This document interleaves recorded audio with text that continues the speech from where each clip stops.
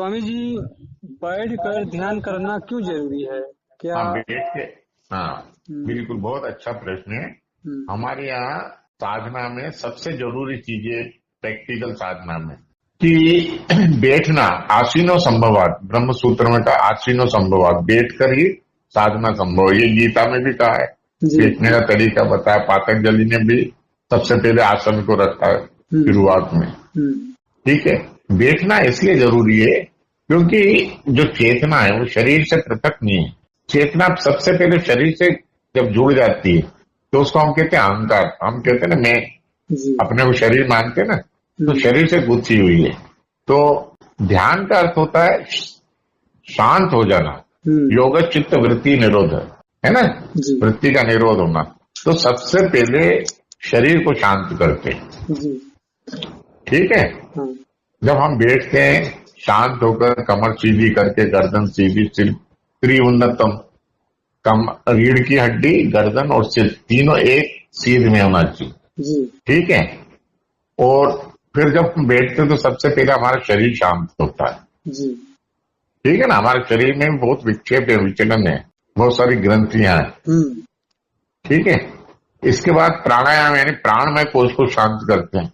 फिर इसके बाद हम एकाग्रता करते हैं, मनोमय कोश को शांत करते हैं। जी, फिर इसके बाद साक्षी भाव की साधना है, हम्म, विज्ञानमय कोश की, है ना। हम्म, उसके बाद ध्यान लगता है हमारा आत्मा का।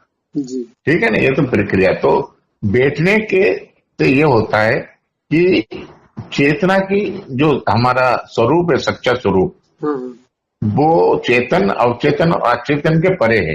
अच्छा, जागृत, स्वप्न, सुषुप्ति की। हम्म, ठीक है। हम्म, तो हमको गहराई में जाना पड़ेगा कि नहीं, जी, उसे जानने के लिए जाना पड़ेगा ना। हम्म, जिन खोजा तिन पाइया, गहरे पानी पेट में बपुरन ढूंढन गई, गई किनारे पेट। हम्म, तो जब तक हम अपने अंदर गहराई में नहीं उतरेंगे जी, हाँ, तब तक हमें सत्य का सही अनुभव नहीं होगा। जी, विवेक चूड़ामणि ने भी कहा है कि निर्विकल्प समाधि के बिना हम्म, आत्मज्ञान नहीं हो सकता, मोक्ष नहीं हो सकता। जी, और समाधि के लिए बैठना जरूरी है। समझ रहे ना। तो जी, जो बिना बैठे आपकी चेतना शांत नहीं होगी और गहराई नहीं आएगी। जी, जी, बहुत अच्छा, जो परम तत्व है तुरिया है, जागृत, स्वप्न, सुषुप्ति के परे जो तुरिया, चौथी अवस्था, हाँ, वो है। उसमें जाने के लिए आपको बैठना जरूरी है, गहराई आने के लिए, जी, है ना। क्योंकि जितना आप गहरा जाओगे ना, उतनी आपकी चेतना का, चेतनता का प्रसार होता है, बढ़ती है, व्यापकता बढ़ती है। उसकी व्यापकता समझते ना। हम्म, जैसे माइक्रोवेव टावर रहता है, हम्म, या आप किसी पहाड़ी पे जाओ, जितना ऊंचा जाओगे आप उतने बड़े क्षेत्र को देख पाओगे ना, आसपास जी, जी, सराउंडिंग्स को। जी, जी, इसी प्रकार आध्यात्म में, ध्यान में जितने हम गहरे जाते हैं हाँ, उतना हम अंदर अपनी चेतना को देख सकते हैं, हर चीज को देख सकते हैं। विचार कहाँ से पैदा होते हैं, भाव कहाँ से होते हैं, हाँ, है ना। ऊपर ऊपर हम शांत हो जाते हैं, गहराई में वही रहता है। हम देखते हैं कि फिर बहुत बड़ा दुख आता तो हम मिल जाते हैं। सही है, तो उसके लिए हमें गहराई में जाना जरूरी है, और गहराई में जाने के लिए बैठना बहुत जरूरी है। इसलिए आसन को कहा है।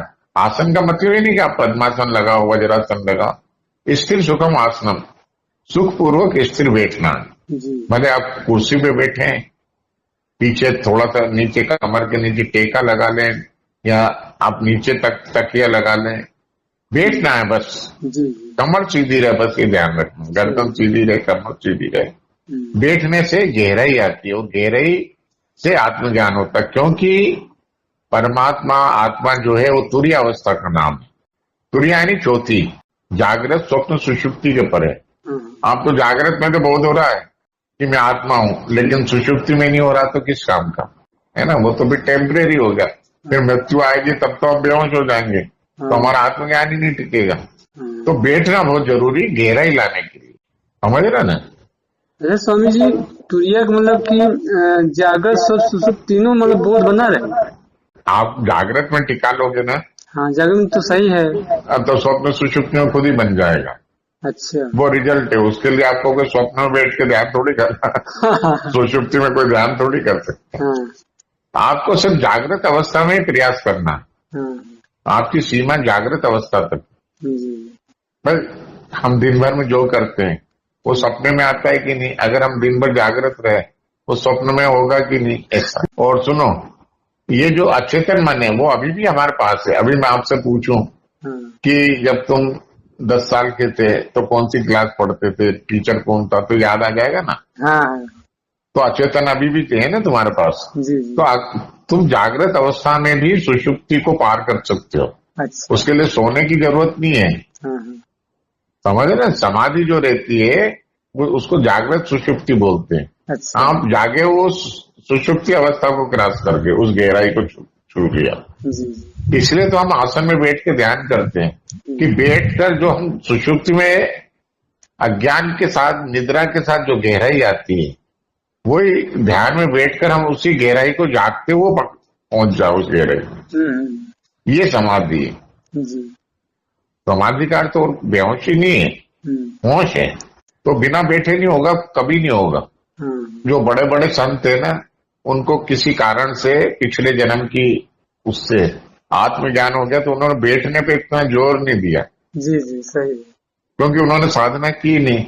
तो जैसे जय कृष्ण मूर्ति है, रमन महर्षि हैं, ये लोग बैठने की सीधी बात करके तुम आत्मा हो समझा देते हैं। तो उसमें क्या, वो सुनने वाला सोचता है कि मेरे को क्या जरूरत। जैसे कबीरदास जी ने कहा, साधो सहज समाधि बड़ी है भली।